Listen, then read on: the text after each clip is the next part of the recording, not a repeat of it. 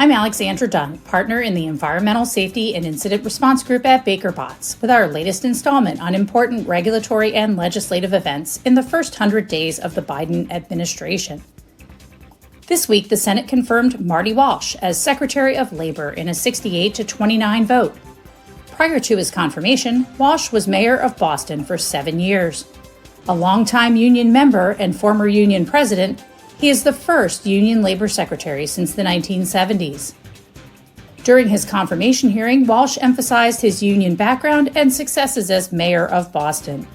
He reiterated his support for a national minimum wage increase, paid family leave, and the Protecting the Right to Organize Act. Walsh also said he, quote, looks forward to working with the Biden administration to make OSHA a priority, end quote, and pledged to rebuild department staff, stating that, quote, if we increase standards and do not increase inspectors, then we don't protect workers, end quote. Walsh had a strong track record on climate change as mayor of Boston. Time will tell if and how this will inform his role as labor secretary and how it will fit into President Biden's Build Back Better recovery plan. Hi, I'm Emily Hutson, an associate in the litigation group, here to discuss updates in the antitrust sector. On March 22nd, Joe Biden nominated Lina Khan for one of the 2 empty commissioner posts at the FTC. Ms. Khan is a vocal critic of the big tech industry and a proponent of strong antitrust enforcement and reforms. Generally, Democrats support the nomination of Ms. Khan, while some Republicans have expressed concerns about the extremity of her views on antitrust reform. This week, the ABA Antitrust Law Section held its annual spring meeting in a virtual format. During the spring meeting, the ABA holds panels and social events to connect antitrust practitioners from all over the world, as well as politicians, lobbyists, economists, and other antitrust experts.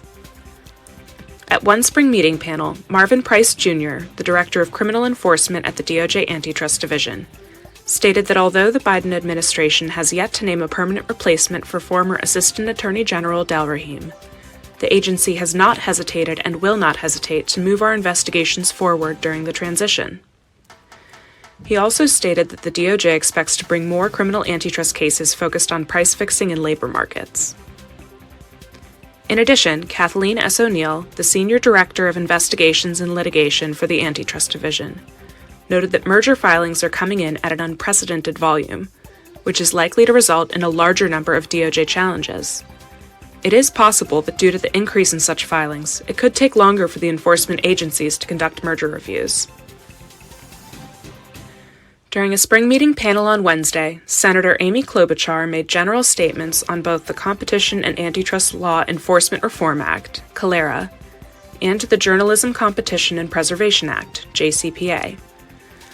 Senator Klobuchar noted that opportunities for major revisions to U.S. antitrust law are rare, calling the CALERA legislation a once-in-a-century moment.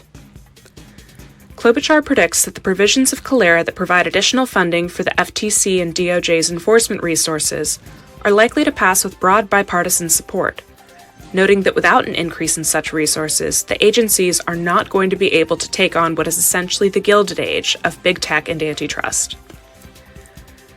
Senator Klobuchar also acknowledged that the fate of the JCPA is unclear, but pointed to the fact that Republican Senator Mitch McConnell has supported previous versions of the bill, which indicates it is likely to have bipartisan support.